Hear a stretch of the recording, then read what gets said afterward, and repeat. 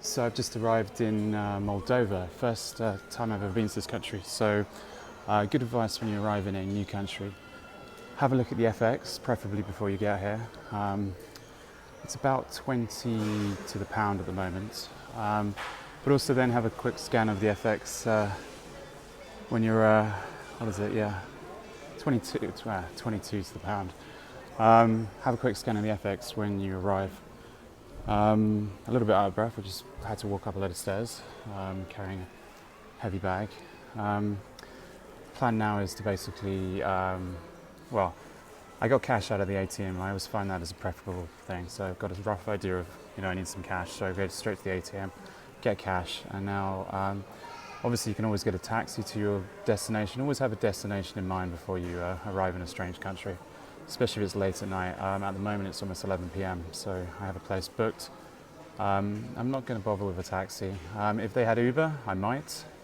I'm actually going to chance it and see if there's any public transport, but check back, I'll probably end up getting a taxi. I heard buses may stop at 10:30, so let's go find out.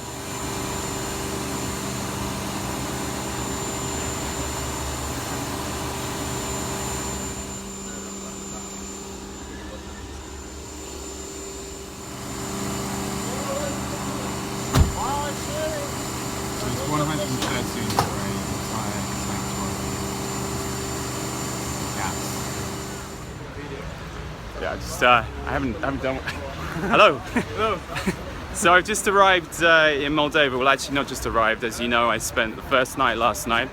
My last video you saw, I was trying to get a bus. It didn't happen. I had arrived too late, so I got a taxi with an incredibly nice person. We shared the taxi, and then I got led into town. The capital, how do you say it? Chisinau? Chisinau is incredibly dark at night, but in daytime it's so far so good. It's very beautiful. We're walking quite fast now because we're on our way to. I've met a new friend from Japan. Yeah. So. Hi, I'm Kenji. There's Kenji. Yeah. We're going to this winery that's an hour outside the town. He said he was going, so I said I'll come. Kirkova. Kirkova. That's where we're going. Yeah. So we're going to go taste some wine on a Monday during the day. It's a good start to the week, I think. See what happens. So just on the bus. This is a typical sort of Moldovan bus. Obviously old school. But the journey cost me 4.5 lei. That's about 15p, I think. Very cheap. So 15p, almost 20 cents US dollars.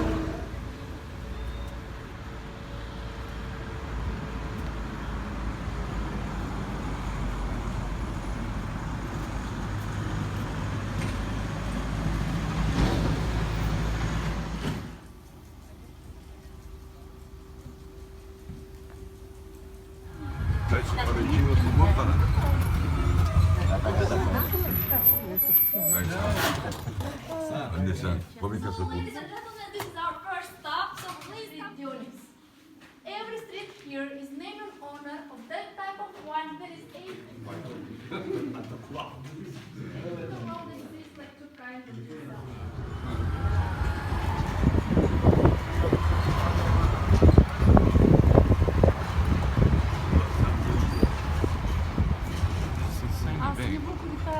Vremele afară cu soare. Îți îngheță rochea.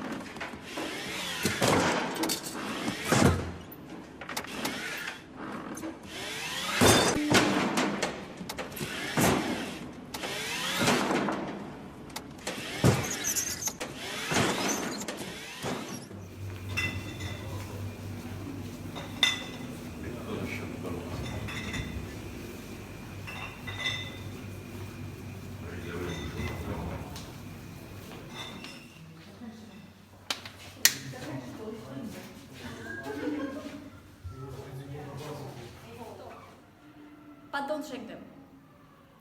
Somebody want to put the next. After all the bottles were being used, the essential they were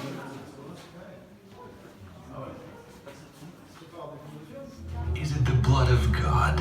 Is it cure? Is it hope? Or maybe it is a way of living? Wine is one of the first creations of the humankind. For example, if you introduce number 66 in our database, only then you know all the information about them. We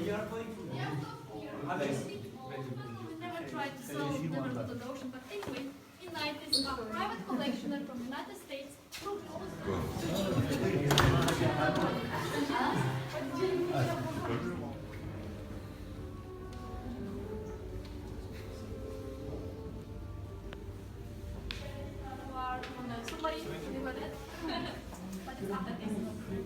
So everyone have the white wine, right?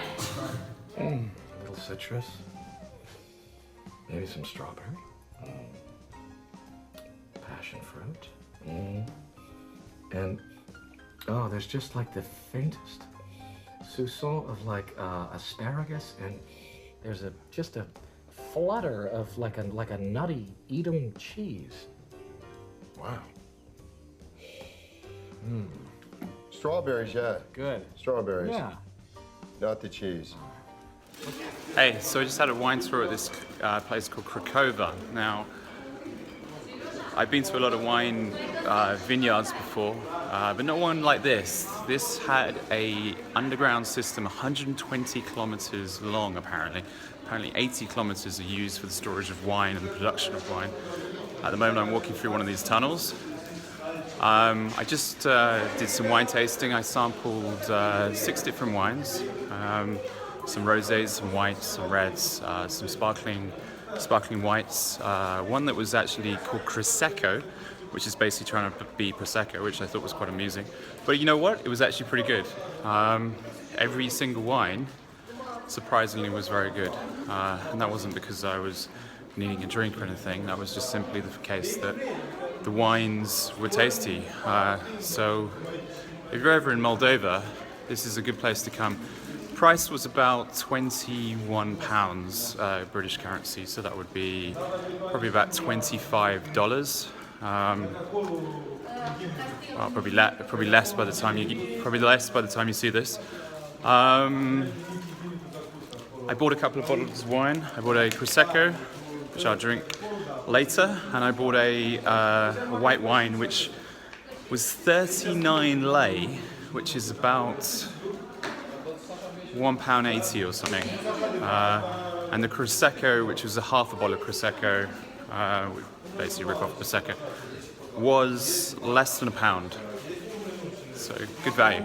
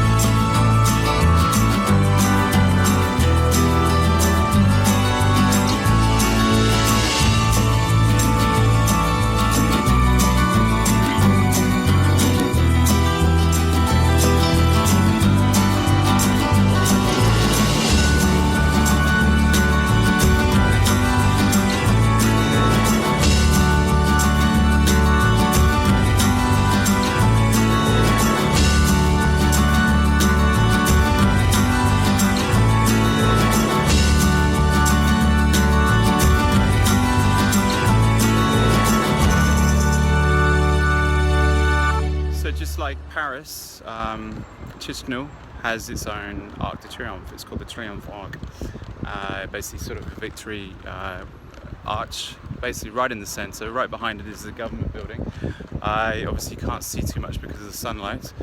And right behind me, which you will be able to see, beautiful church, right in the centre. This is sort of a nice square park, right in the centre of the city. The sun is slowly going down, so I think it'll be my mission to sort of head back to my accommodation, get changed, maybe go out for some food and some drinks, and do a little bit of exploring later. Most of the day today was taken by getting to the vineyard, which is well worth it. I bought some wine, and tomorrow we'll be exploring the rest of the city, preferably in daylight hours.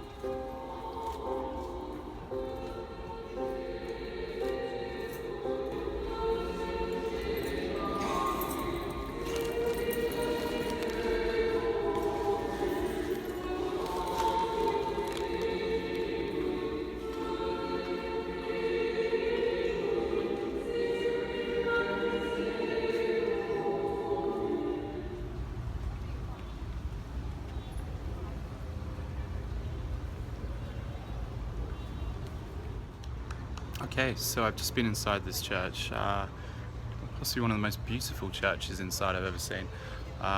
No filming allowed, obviously, so I put my camera away. Obviously you got a sneak peek there. What's interesting, I'm not sure we're going to catch that moment, but everyone on camera, not everyone on camera, everyone that walks past the church, in front of the church, basically, even if they're just walking past it, they do the sign of the cross on their chests. They stop, they do the sign of the cross. They don't just do that when they go inside the church, they do it when they walk past the church. Now I'm just seeing if this person does it here. But it's, no, the one person that doesn't do it is the one person. I'll see if I can catch it on camera though. It's sort of, there's one person. No. Okay, I think maybe people are being self-conscious now, I'm not sure. I'm filming. So maybe 50% of the people do the sign of the cross when they walk past. Not everyone.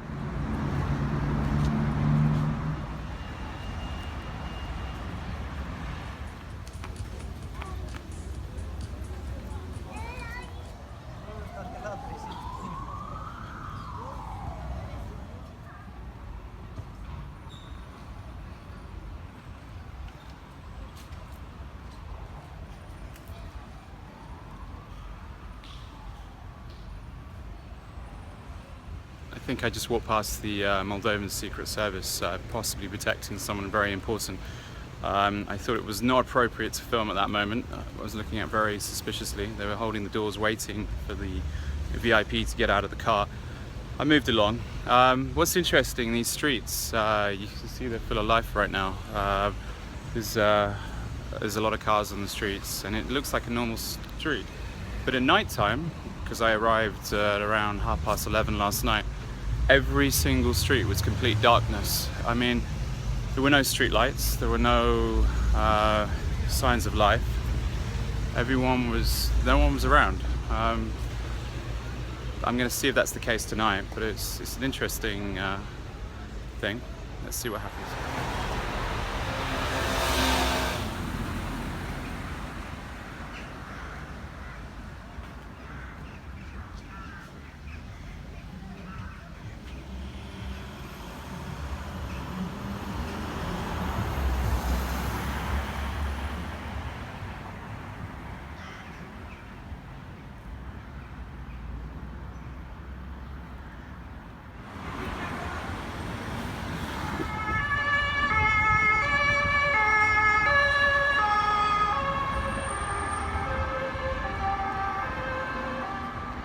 Hey, so I've been in Moldova now for about just a little under 48 hours. 48 hours coming up later tonight.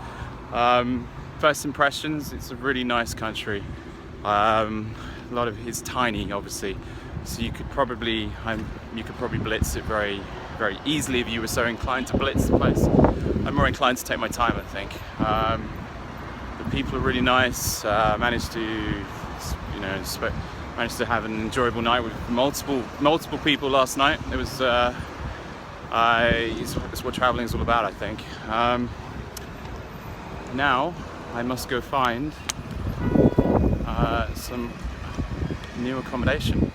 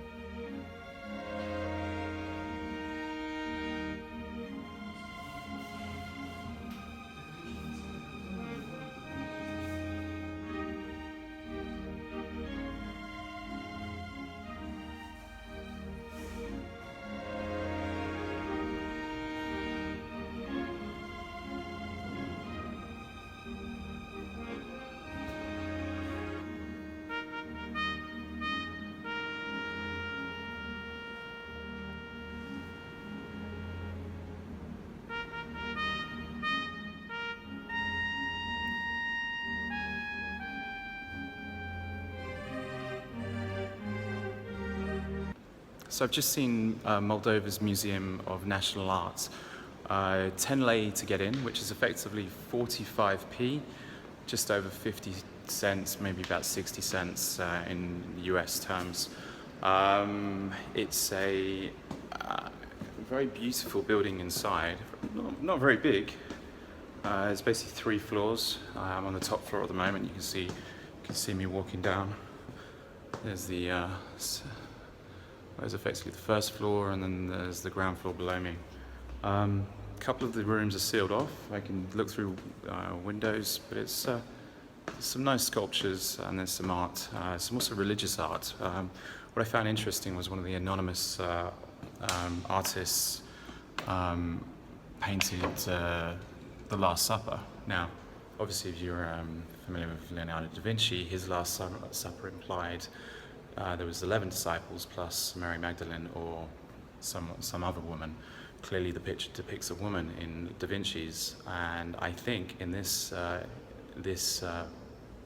religious picture that was painted in the 18th century by a religious scholar, so he might have had access to scrolls that simply the general public do not have access to, basically suggesting that Jesus did have a girlfriend, potentially Jesus even had a child. And if that is the case, then there is a case for the fact there could be a legacy and a bloodline.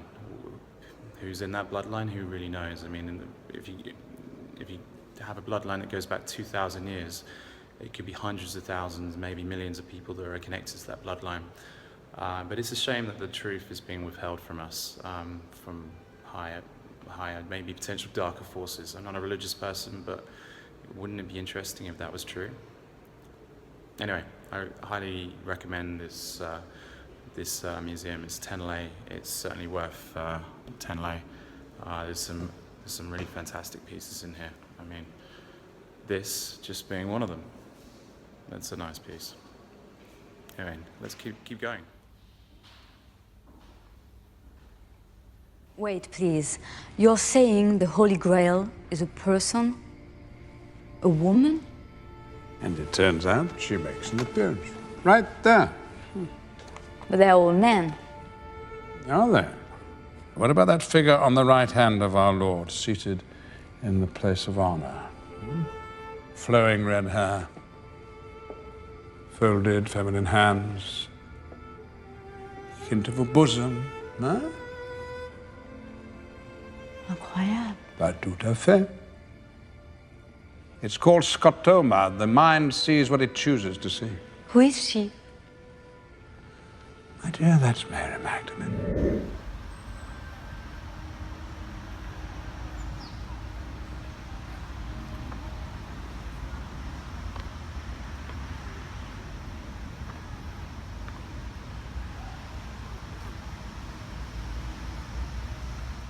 Okay, so I've just been inside the Museum of History, basically the Moldovan history.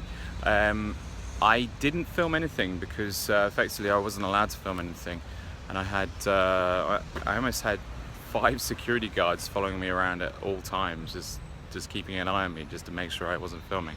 So if you want to see what's inside, you're obviously going to have to come here.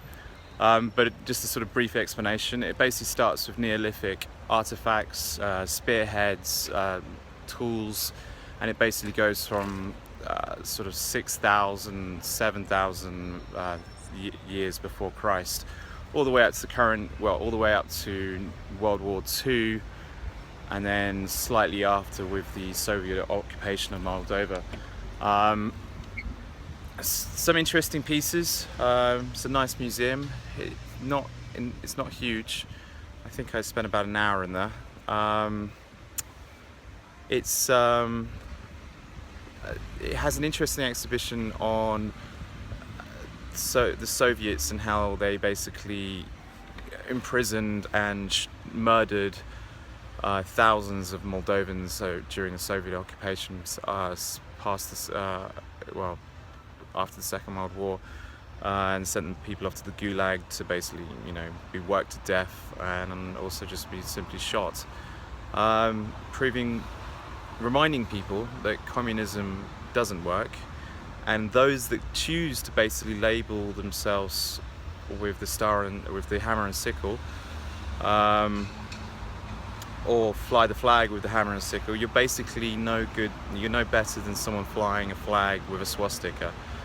You are clearly lacking in education when it comes to history, and it's insane that you would align yourselves with such a horrible history.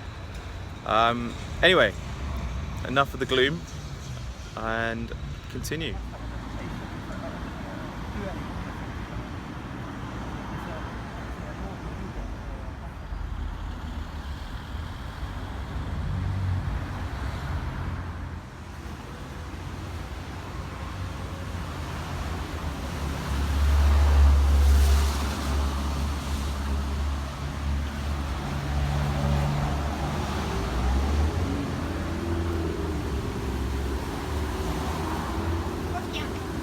No, I'm good. Thank you.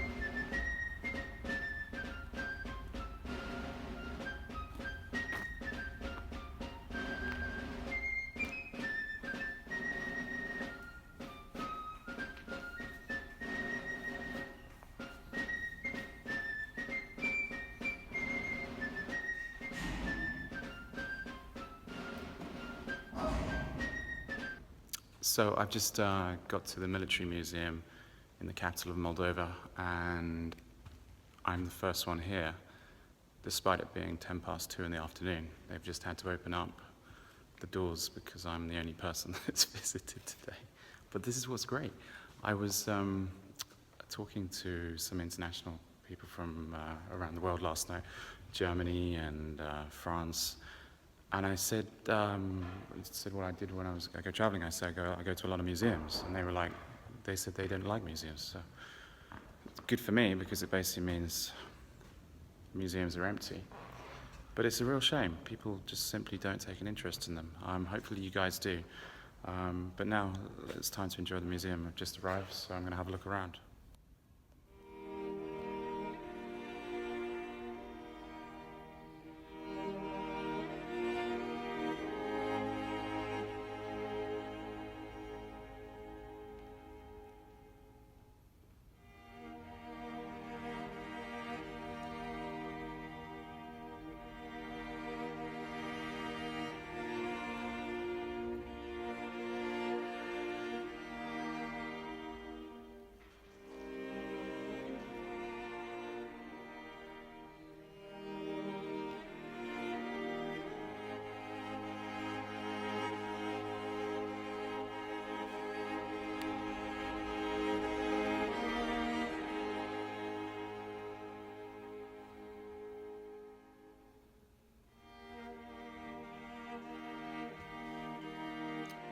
So what's interesting, I'm obviously here on my own, but not all the guns are in cases. I could actually effectively just reach and take a gun. I'm obviously not going to do that, but just bear that in mind should the apocalypse come. You can get a gun in the military museum without smashing any cabinets.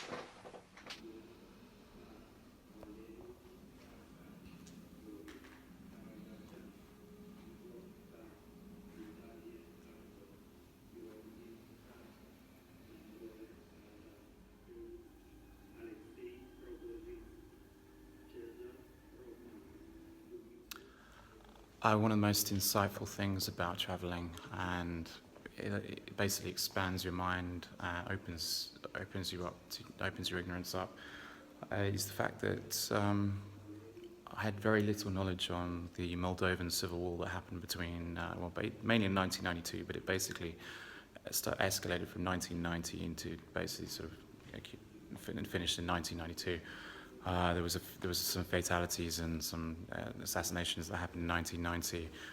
Basically, the separatists of Transnistria, which is where I just was, basically because of the official language was basically put into Moldovan law in 1989 after the fall of the Soviet Union, saying Moldovan should be the official language, which is basically a dialect of Romanian.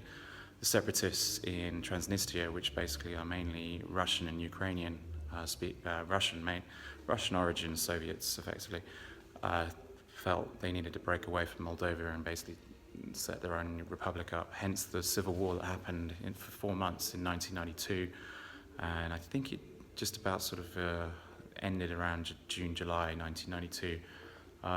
Fair number of fatalities on both sides. This list here illustrates all the fatalities on the Moldovan side, and I think you saw from the earlier footage there was certainly a number of fatalities on the Transnistria side. It's thought that over somewhere between 300 and 3,000 Ukrainian and Russian troops joined the Transnistria forces to fight against the Moldovans. Moldova at the time up until 1990, didn't actually have an army. So basically got out ammunition and support from the Romanian government. So effectively, you could see why an army that was being sort of held by Ukraine and Russia was going to succeed and effectively annex a new country. What's interesting though is no countries in the world recognize Transnistria. I think that will change. It has every right to exist. There's no reason Transnistria is not a country. It is a country. It has its own currency, it has its own government, it has its own army. Borders change all the time. They have changed over thousands of years, many, many times, and this is just one country in the history of countries that will exist, may not exist at some stage later. It may exist for centuries. We never know. All countries come and go.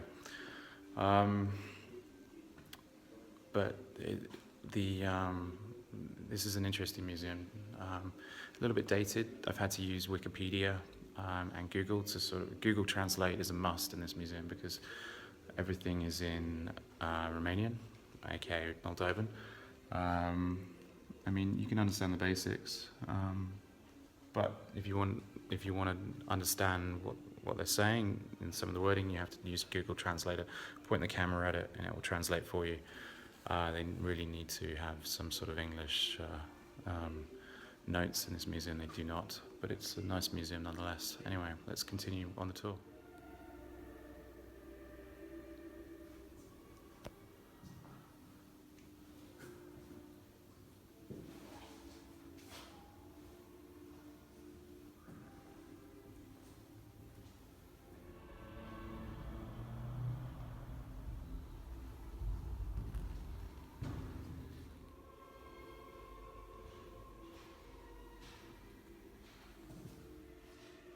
Yeah, I'm here with Lenin again.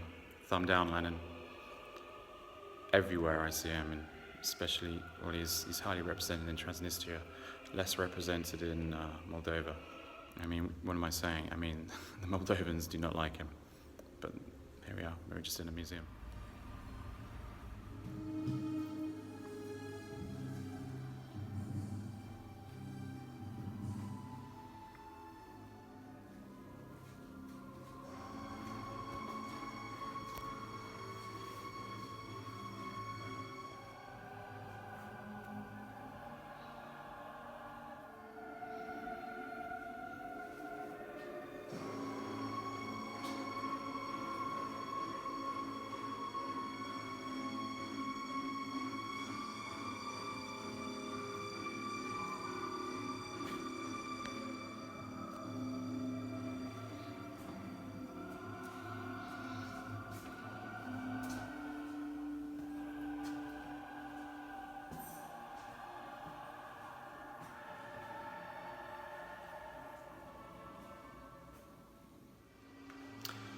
So, just like the History Museum in the center of the Moldovan capital, Chisinau, the Military Museum basically focuses on the atrocities that the USSR committed, especially this man.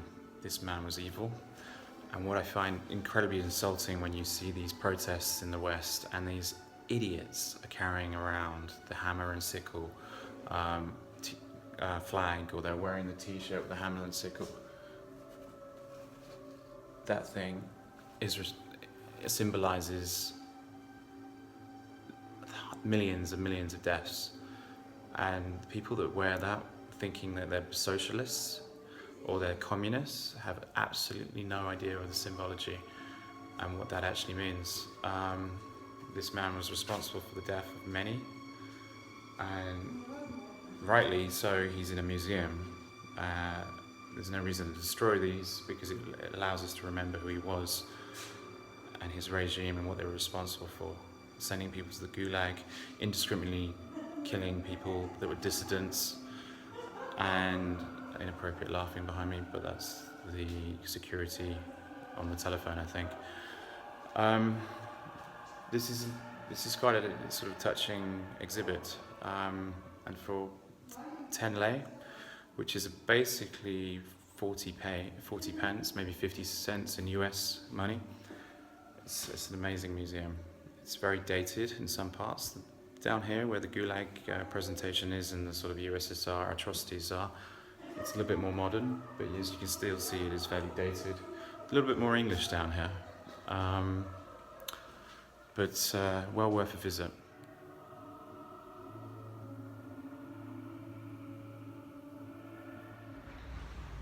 So as I sit on this tank just outside the military museum, surrounded by other tanks and other war machines, as you can see, there's a lot of war machines here. I'm reminded about how pointless war is. I mean, we all know this, that war is pointless. But if we're not careful, the West is going to get dragged into another war. Well, it's not going to get dragged into any war. It's going to cause another war.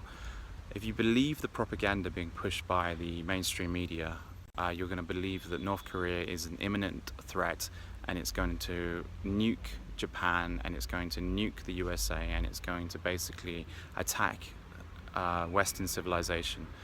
This is media propaganda made to distract you from what's really going on. And what's really going on is the corporations and the bankers control everything that happens in this economy, happens in the Western economies. If it wasn't for the likes of JP Morgan and Goldman Sachs, the Second World War probably would have never happened. That includes the Vietnam War, that includes many wars. War drives the US economy. When the US basically spends more than the 10 nearest competitors on military, you know there's something wrong with the US economy. Without war, the US economy is going to fail. Do not get sucked into this belief that we are the police force of the world. We are not the police force of the world. The British are not the police force of the world. The French are not the police force of the world. The US should not be the police force of the world. If a country has a dispute, let that country deal with that dispute. We can be there to sort of pick up fleeing people if they're fleeing to the next safe country, but we should not be there to basically bomb the crap out of these countries like we do. The mainstream media is going to be pushing a war with North Korea as much as possible over the next coming weeks, coming months, and because it's basically controlled by the corporations, and the corporations make money when there's war. Not just the arms dealers. The arms dealers, of course, make money. Do not believe the hype. We can avoid this war.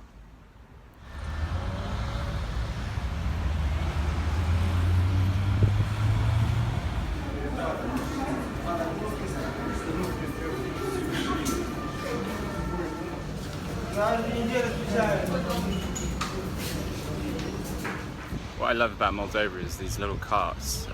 Basically, the little lady here is just on the street selling beer. Just like nothing else around really, apart from traffic, grass. But she's there with her stall. Tap of beer. Anyone that wants some beer, you can buy it. Beer costs about 35 pence. Pretty good actually.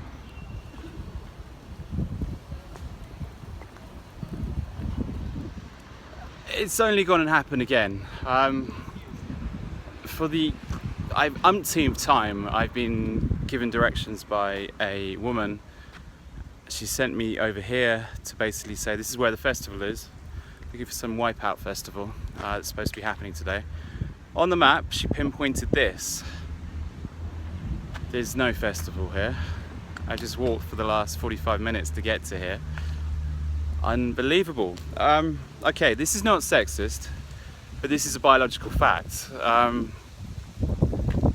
Women have no navigation or map skills. Now, of course, there's a small minority that do. The majority, show a woman a map, she will turn it upside down, she would turn it sideways, and she still won't know where she is. Ask her for directions.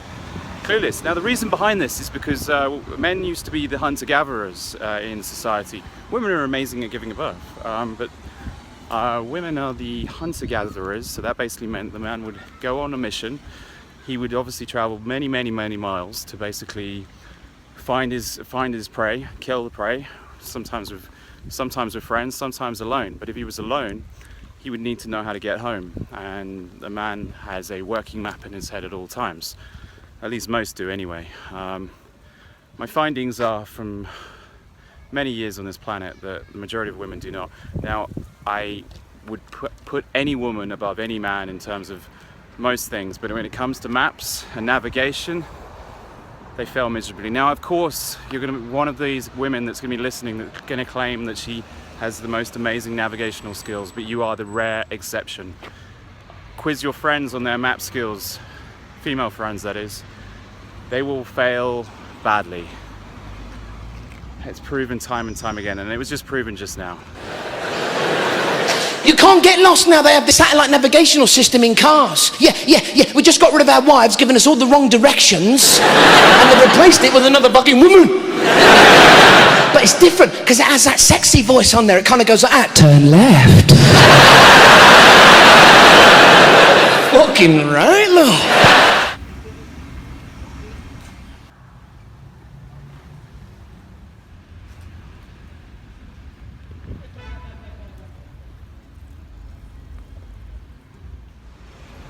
What I find amazing about some parts of Eastern Europe is if you had enough cash, you could arb the pound all day long. Look, you have 23.23, 23.28 over here, just next door, and I have seen better rates. 23.35, 23.45. That's an arb. Not yet. Almost. Now. South on in April of 142!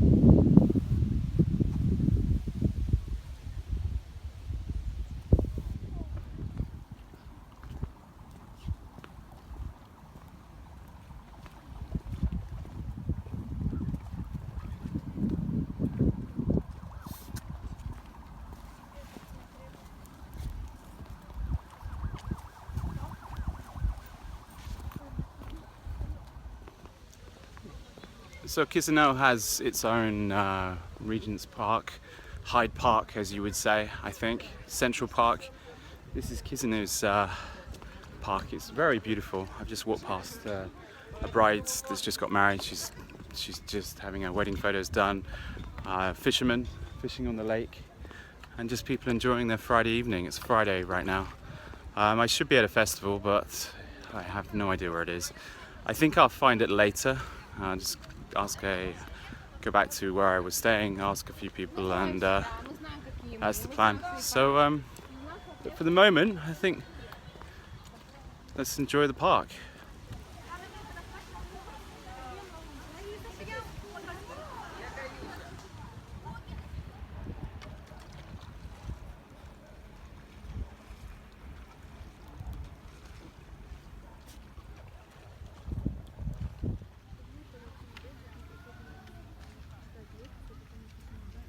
The lake even has a beach, and a mighty fine beach it is, obviously imported sand, but this means this lake beats the lake in Hyde Park, London by a mile. So, and it's very clean. It's very clean, very peaceful. Highly worth a visit if you're ever in Moldova, especially on a warm day. Walk around the extremely lovely lake that is in this, basically the center of the city.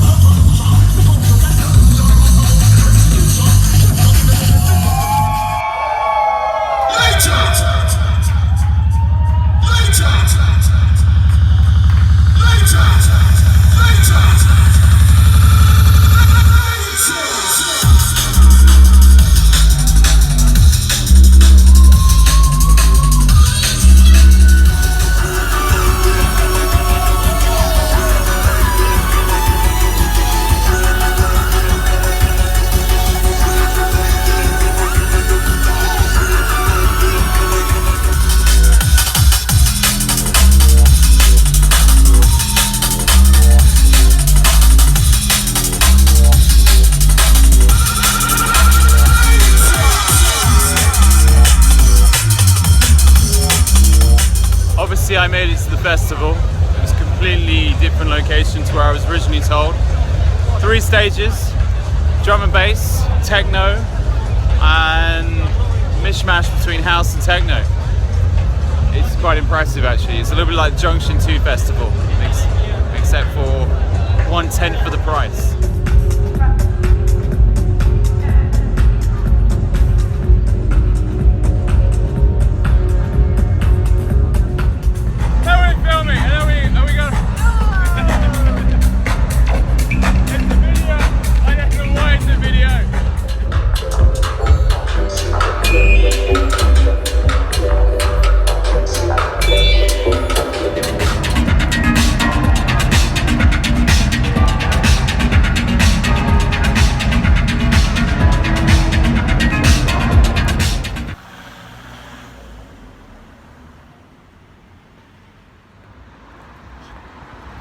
So this is my last full day in Chisinau. Tomorrow I'm going to get a bus or a train. I'm not sure at this moment, basically to sort of leave the country, head into Ukraine, because I've got to meet my friend Carl there in a few days. So I'm trying to get to Ukraine while stopping in a couple of places, as I don't really want it to be a long trip. There's a few cities in the middle between here and Kiev where I'm hoping to see. So yeah, I've just tried going to the top of the clock tower again. No, not the clock tower, the water tower. Once again it's shut. This is the 3rd day in a row that it's been shut, despite saying that it's open till 6 every day. Tried different times of the day, hasn't been open, so it's the only disappointment of the place. Everything's been open apart from this one clock tower. So it seems to be, if you try going to get a good view of the city, it's kind of random if it's open or not.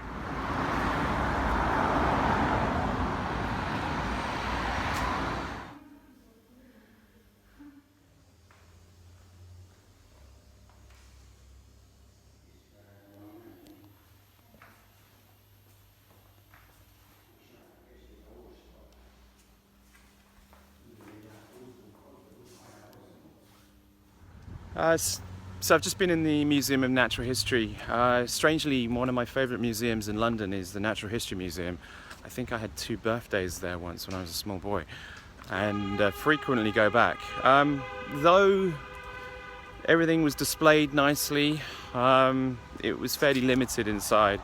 It was certainly more impressive than the Natural History Museum in Kiev, but it was, what I found annoying was the fact that you have to pay twice the price of a ticket and then some if you would like to take photos. So I didn't really take any photos. I took a small video of one of the dinosaurs when nobody was looking.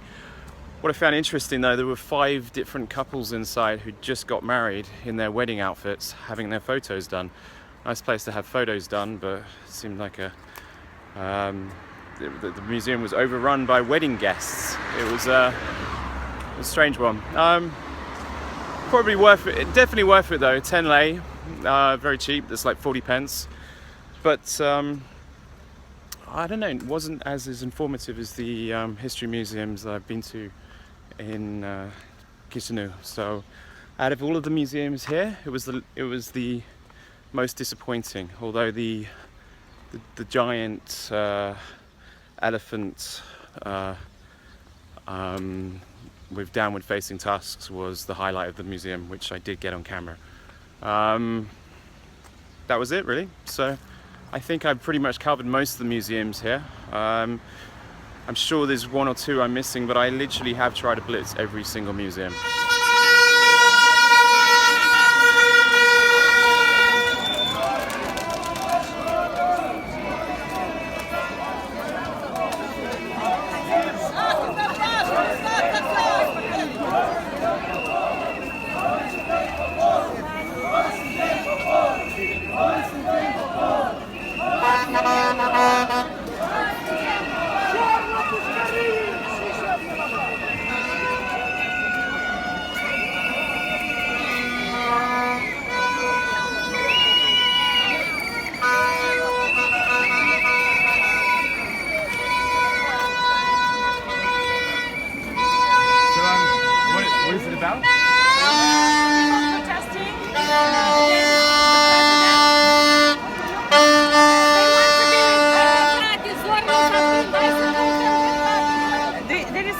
flag of the European Union. Yeah. Okay, so they are protesting that because they want to be with to get in the European Union. And no, it's not about this. Yeah. Our president is supporting the connection with Russia, not with Europe. Your president's smart. You think so? Yes. Okay, so you don't know a lot of stuff about this because our president is not there. No. But